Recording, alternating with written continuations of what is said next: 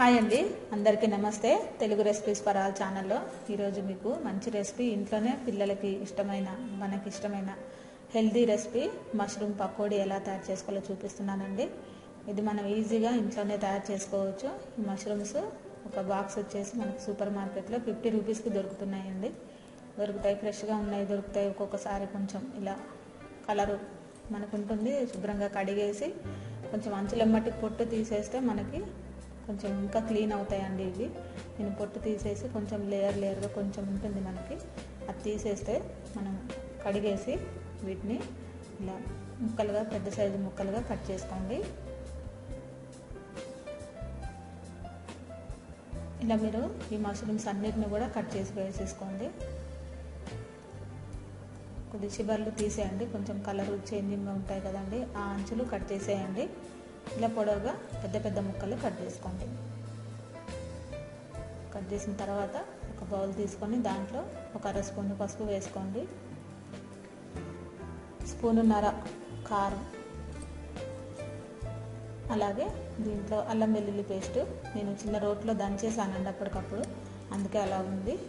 మీరు మెత్తటి పేస్ట్ లాగా కూడా చేసి వేసేసుకోవచ్చు. ఉప్పు మీ టేస్ట్కి తగ్గట్టు వేసుకోండి. అలాగే ధనియాల పొడి ఒక స్పూనున్నర వేసుకున్నాను.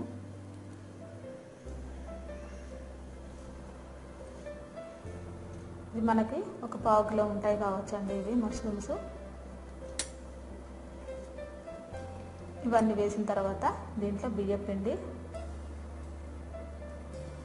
చూసారు కదా, బియ్యం పిండి ఒక చిన్న స్పూన్తో 2 స్పూన్లు వేసాను. కార్న్ఫ్లోర్ ఒక 2 స్పూన్లు వేసేసుకోండి.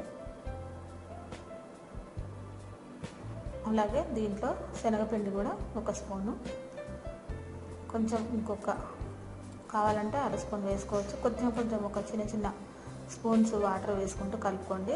మరి జారుగా అవ్వకూడదండి ఇది, ఎందుకంటే క్రిస్పీగా రావు మనకి ఎక్కువగా వాటర్ వేస్తే. ఆల్రెడీ ఇవి వేయడంతోనే మనకి మెత్తగా ఉంటాయి మష్రూమ్స్.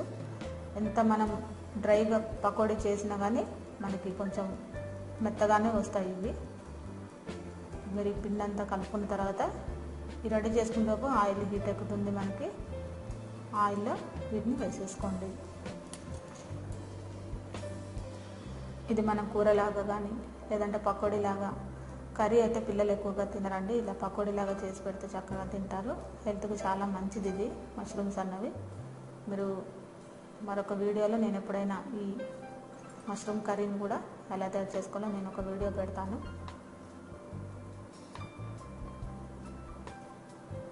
చూసారు కదా, ఈ విధంగా మీరు ఒక 5 నిమిషాలు వేగనివ్వండి హై ఫ్లేమ్లోనే. క్రిస్పీగా మీకు చక్కగా వచ్చాయి చూడండి. ఇవన్నిటిని మీరు ఒక టిష్యూ పేపర్ మీద వేసేసుకోండి. ఆయిల్ అంతా ఫిల్ చేసుకుంటుంది. మిగతా మష్రూమ్స్ అన్నీ కూడా ఇలాగే వేసేసుకోండి దీంట్లోనే. డీప్ ఫ్రై మాత్రం కొంచెం ఒక 5 నిమిషాల పాటు హై ఫ్లేమ్లోనే మనం వీటిని వేయించుకోవాలి. మరి ఎక్కువగా వేయించినా కానీ మాడిపోతాయండి, పైన ఉన్న పిండి అంతా మాడిపోతుంది. 5 నిమిషాలు హై ఫ్లేమ్లో ఇలాగే అన్నిటినీ వేయించేసుకోండి. చూసారు కదా, మనకి చక్కగా రెడీ అయిపోయాయి. మిగిలిన పిండిలో నేను పచ్చిమిరపకాయలు ఇలా కొంచెం వీటి అన్నిటికీ కూడా మనకి మష్రూమ్స్ వేసుకోగా మిగిలిన పిండిలో పచ్చిమిర్చి వేసి కలిపి ఇలా ఫ్రై చేస్తున్నాను. తినేటప్పుడు చాలా బాగుంటాయి. అలాగే మీకు కావాలంటే జీడిపప్పులు కూడా వేసుకొని ఫ్రై చేసుకొని వేసేసుకోవచ్చు. కొంచెం నిమ్మరసం పిండుకొని మీరు డైరెక్ట్గా తినేయడమే. ఎంతో రుచికరమైన మష్రూమ్ పకోడీ రెడీ అయిపోయింది. మీకు ఈ రెసిపీ నచ్చినట్లయితే లైక్ చేయండి, షేర్ చేయండి, సబ్స్క్రైబ్ చేయండి. అందరికీ థ్యాంక్ యూ అండి.